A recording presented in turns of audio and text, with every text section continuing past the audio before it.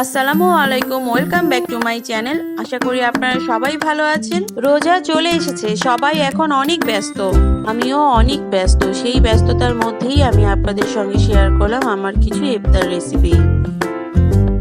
এবার আমি আমার ইফতার রেসিপিগুলো কয়েকটি অংশে ভাগ ভাগ করে দিব। আপনারা বেল আইকনটি প্রেস করে রাখবেন, এতে আপনারা নোটিফিকেশন পাবেন এবং পরবর্তীতে ভিডিওটি দেখে নিতে পারবেন।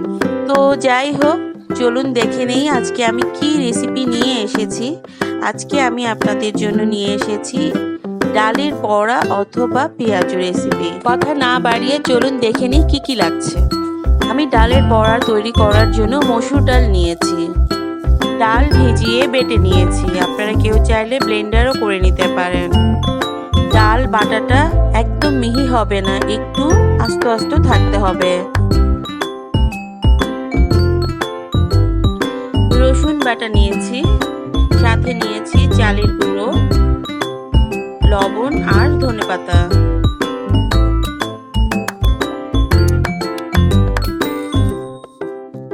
ভাজা জিরের গুঁড়ো, পরিমাণটা আমি ডেসক্রিপশন বক্সে দিয়ে দিব, সেখান থেকে দেখে নেবেন।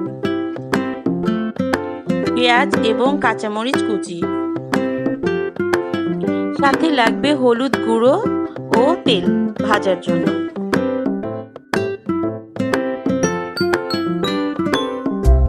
আমি একটা পুরো খালি বাটি নিয়ে নিয়েছি। এবার একে একে দিয়ে ভালো করে মেখে নিব।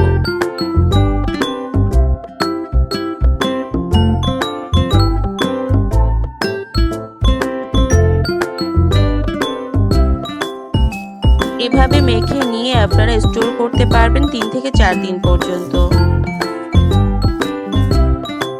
সময় মতো বের করে ইফতারের আগে ভেজে নিলেই হবে।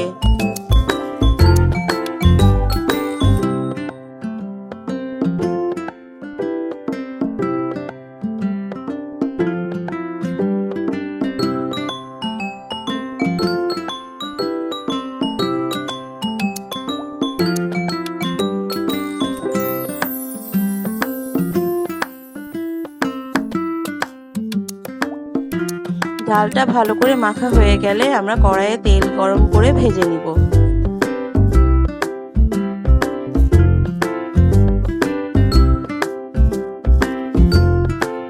তেল গরম হয়ে গেছে, এবার আমি হাত দিয়ে ছোট ছোট করে এই গরম তেলে ছাড়বো।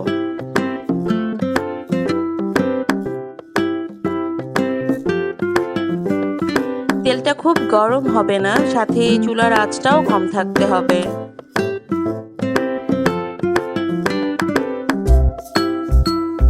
না হলে দেওয়ার সাথে সাথেই পুড়ে যেতে পারে।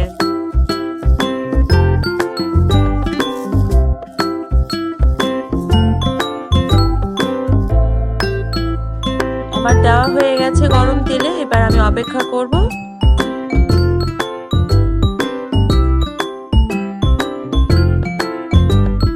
এক পাশ ভাজা হয়ে গেছে, এবার আমি উল্টে দিব।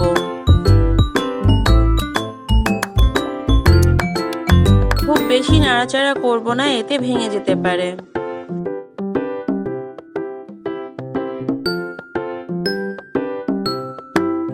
পুরোপুরি ভাজা হয়ে যাওয়ার জন্য আরো কিছুক্ষণ অপেক্ষা করছি। ভাজা হয়ে গেছে, এবার এটাকে আমি নামিয়ে নিব।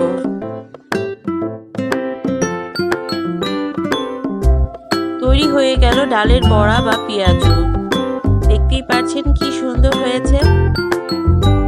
আপনারাও বাসায় তৈরি করবেন, আপনাদেরটা আমার থেকে আরো অনেক অনেক গুণ ভালো হবে।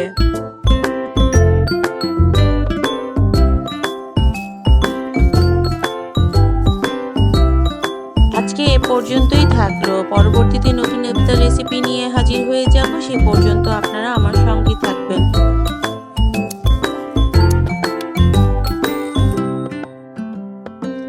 ভালো থাকবেন আপনারা সবাই। আল্লাহ হাফেজ।